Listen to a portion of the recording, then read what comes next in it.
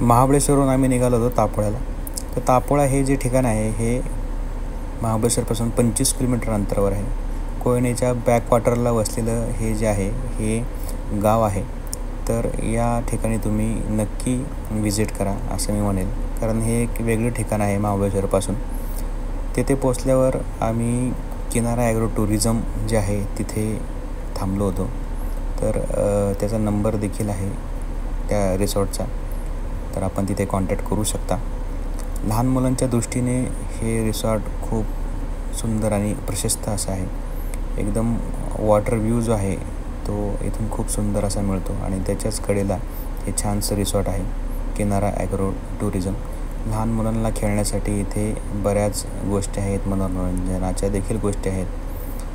Cricket, table tennis, carrom या गोष्टी इथे दिल्या जातात. या त्यांच्या रूम्स आहेत, पाहू शकता. AC, नॉन AC जशा पाहिजेत तशा या रूम्स आहेत डबल बेडच्या, आणि खूप प्रशस्त अशा रूम्स आहेत मोठ्या, पाहू शकता. आणि पार्किंगची देखील कवर पार्किंगची सोय आहे, मी तुम्हाला दाखवतोच.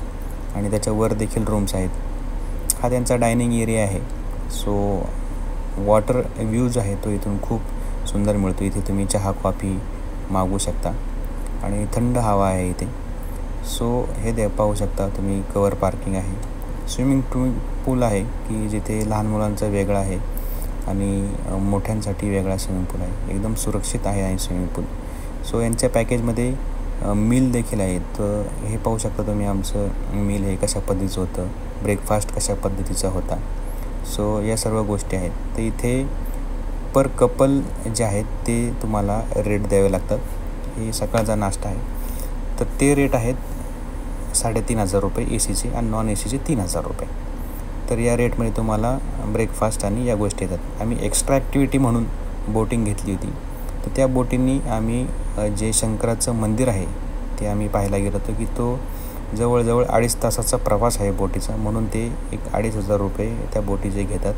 अदरवाईज तुम्हाला जी बोटिंग आहे तिथे ती फ्री ऑफ कॉस्ट देखील आहे त्यांच्या पॅकेजमध्ये.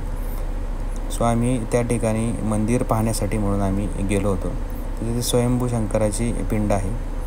तर खूपच छान असं वातावरण आहे. जाताना देखील पाण्याचा खूप छान असा अनुभव तुम्हाला घेता येतो बोटिंगचा. तर गुफेमध्ये हे मंदिर आहे शंकराचं, आणि दत्ताचं देखील मंदिर आहे. तर खूप सुंदर असं डेस्टिनेशन आहे. तर एकदा तुम्ही नक्की व्हिजिट करा. जवळच येथे वासोटा किल्ला आणि इतरही गोष्टी आहेत की त्या तुम्ही बोटिंगच्याद्वारे करू शकता. सो तुम्ही या ठिकाणी जो आहे निसर्गाचा नक्की आनंद घ्या आणि अवश्य भेट द्या, हीच तुम्हाला विनंती राहील. धन्यवाद.